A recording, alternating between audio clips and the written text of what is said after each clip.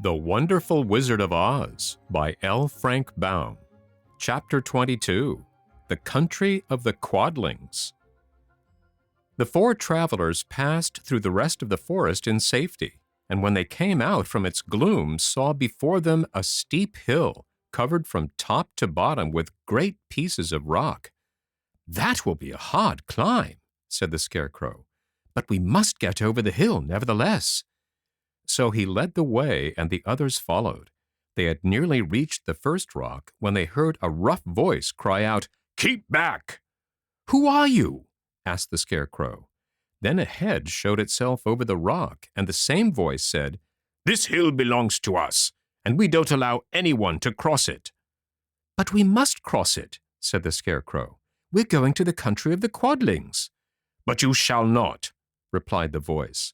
And there stepped from behind the rock the strangest man the travelers had ever seen. He was quite short and stout, and had a big head, which was flat at the top and supported by a thick neck full of wrinkles, but he had no arms at all, and seeing this, the Scarecrow did not fear that so helpless a creature could prevent them from climbing the hill. So he said, "I'm sorry not to do as you wish, but we must pass over your hill whether you like it or not." And he walked boldly forward.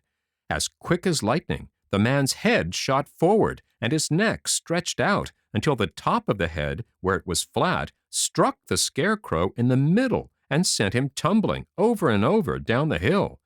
Almost as quickly as it came, the head went back to the body, and the man laughed harshly as he said, "It isn't as easy as you think." A chorus of boisterous laughter came from the other rocks, and Dorothy saw hundreds of the armless hammerheads upon the hillside, one behind every rock. The lion became quite angry at the laughter caused by the Scarecrow's mishap, and giving a loud roar that echoed like thunder, he dashed up the hill. Again a head shot swiftly out, and the great lion went rolling down the hill as if he had been struck by a cannonball. Dorothy ran down and helped the Scarecrow to his feet, and the lion came up to her, feeling rather bruised and sore, and said, "It is useless to fight people with shooting heads. No one can withstand them." "What can we do then?" she asked. "Call the winged monkeys," suggested the Tin Woodman. "You still have the right to command them once more." "Very well," she answered, and putting on the golden cap, she uttered the magic words. The monkeys were as prompt as ever, and in a few moments the entire band stood before her. "What are your commands?" inquired the King of the Monkeys, bowing low. "Carry us over the hill to the country of the Quadlings," answered the girl. "It shall be done," said the king, and at once the winged monkeys caught the four travelers and Toto up in their arms and flew away with them. As they passed over the hill, the hammerheads yelled with vexation and shot their heads high in the air, but they could not reach the winged monkeys, which carried Dorothy and her comrades safely over the hill and set them down in the beautiful country of the Quadlings. "This is the last time you can summon us," said the leader to Dorothy.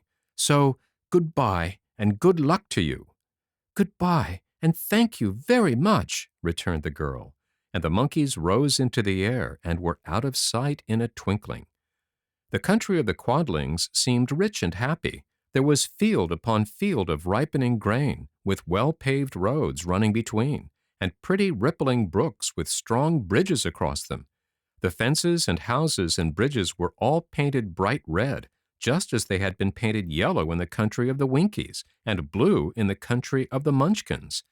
The Quadlings themselves, who were short and fat and looked chubby and good-natured, were dressed all in red, which showed bright against the green grass and the yellowing grain. The monkeys had set them down near a farmhouse, and the four travelers walked up to it and knocked at the door. It was opened by the farmer's wife, and when Dorothy asked for something to eat, the woman gave them all a good dinner, with 3 kinds of cake and 4 kinds of cookies, and a bowl of milk for Toto. "How far is it to the castle of Glinda?" asked the child. "It is not a great way," answered the farmer's wife. "Take the road to the south, and you will soon reach it." Thanking the good woman, they started afresh and walked by the fields and across the pretty bridges until they saw before them a very beautiful castle. Before the gates were three young girls dressed in handsome red uniforms trimmed with gold braid, and as Dorothy approached, one of them said to her, "Why have you come to the South Country?" "To see the good witch who rules here," she answered. "Will you take me to her? Let me have your name, and I will ask Glinda if she will receive you." They told who they were, and the girl soldier went into the castle. After a few moments, she came back to say that Dorothy and the others were to be admitted at once.